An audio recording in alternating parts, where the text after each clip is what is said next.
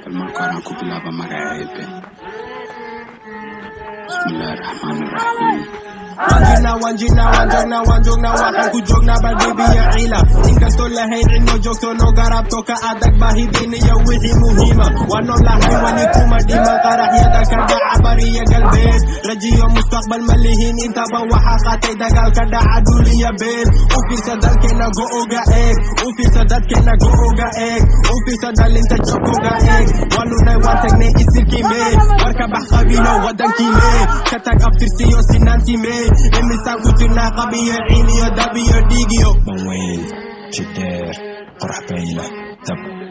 oo lahayn arkeed bahalkii soo qayl holay nabadayl taladii bixi weyd gacsiya dab doqonay col dhaciya dil uhanay dib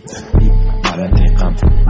intayna joogto qurbaha badankoogu waa jilso taariibto ka maqan ehel walba mar buu lahaa uba ducaysanoo la dhashay xigmad iyo shay ka maqan dalkeena balse nasiib daroon ahayn baan ku weynay badiya gay malihin sheef iyo shay u hala rajada dhalintayniyo dhibkoga weyn u fiirso intayna ku lunta cayr bal fiiri intayna ku hadhay dayr kan kale ku dhintay midiya gayn ku kaloo ku haya waan baxe baay imisa ka hadlay arrintan dhalintay muhiimkay noqotay laaliya dayl wax la dhisaba qabiiliya qaran lama helo hadhadii la beeringey banweyn